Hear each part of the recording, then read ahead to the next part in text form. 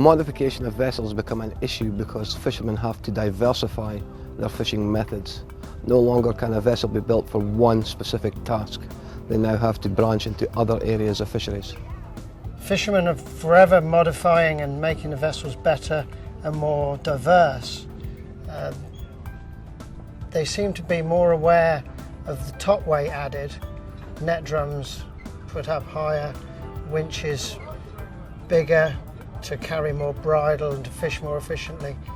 The engine side of it is overlooked, or seems to be overlooked on more occasions, where they're taking out big old engines and putting in a more modern, maybe not more powerful engine, but a lot lighter units. A lot of fishermen have got a very basic idea and are happy to go along with it rather than consulting marine surveyors through the cost of it a lot of the time. The cost of that expert knowledge is quite often overlooked and not sought.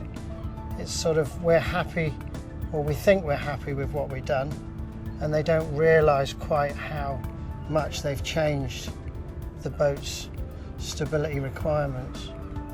Some of the common causes of vessels reduced stability in the fishing industry through modifications are maybe a potter who's turned his vessel into, say, a trawler, added a shelter deck, maybe put a net drum a bit higher up to give himself more space.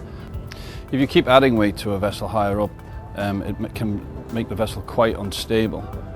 You can easily calculate this just by doing simple roll tests with somebody from the MCA or a marine architect come down and give you the advice to do that. You might be fine, but also you might be miles out and ready to capsize. Cases in the past where there has been problems is where vessels have been modified, extra weight added above the vessel's centre of gravity without consulting of a naval architect.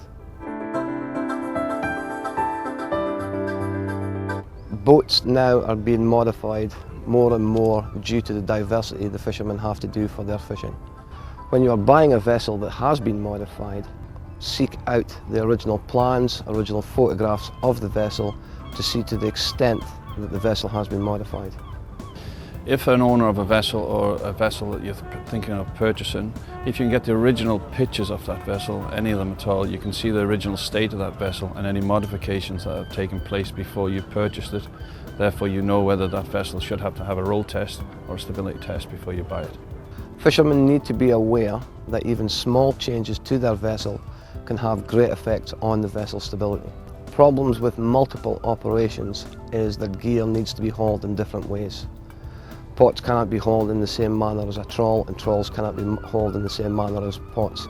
Therefore, different machinery are required to haul different types of fishing gear. It's important that skippers are aware of weight creep and changes in the vessel's stability throughout the years. This can be done by monitoring the stability of the vessel on a regular basis, doing incline tests, roll tests, just to make sure that the vessel stability is remaining the same. If a vessel is going to have an engine replacement, a lot of skippers now are going for the smaller, more powerful engine. You have to take into account the weight of that engine, the weight of the gearbox and all the auxiliaries that are with that you've taken out, and the weight that you're now putting back in.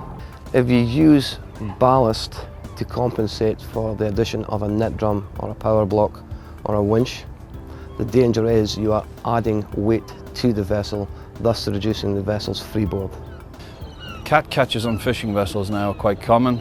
The storage space mainly on a fishing vessel to give a small boat more room to store things like boxes or pots or ropes.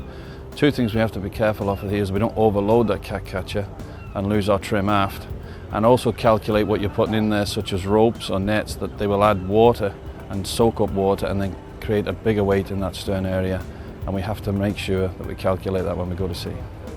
What we also find is that the vessel has started off his life as a potter, and because of maybe circumstances where there's more money to be made trawling, we see the boats changing direction and maybe fitting a trawl gantry. Trawl gantry's fitted, still loads of stability. Then they might fit a net drum, which fitted in the stern of the boat, leaves the vessel still with a lot of stability, plenty of stability there. But in under 10 metre vessels, what you find is they're not regulated as regarding what weight they can move or any items they can move about the vessel. So there was plenty of stability with the net drum down here, but vessels might decide they want a bit more deck room on the stern of the vessel, so they move the drum up, and as you can see immediately, the stability of the vessel is compromised. You're raising the height of the net drum up, way up, that's affecting the stability of the boat.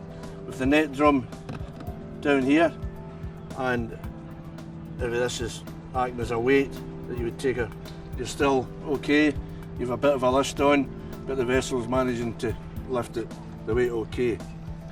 But if we move this net drum here up high, then the same weight is enough to capsize the vessel.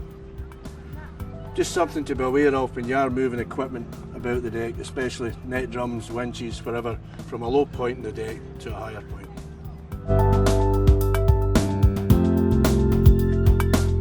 Next time you go to sea, make sure you know the vessel's freeboard at all times. Also be aware of any modifications done to the vessel for weight creep. If you are in any doubt, seek advice from an MCA surveyor or a naval architect.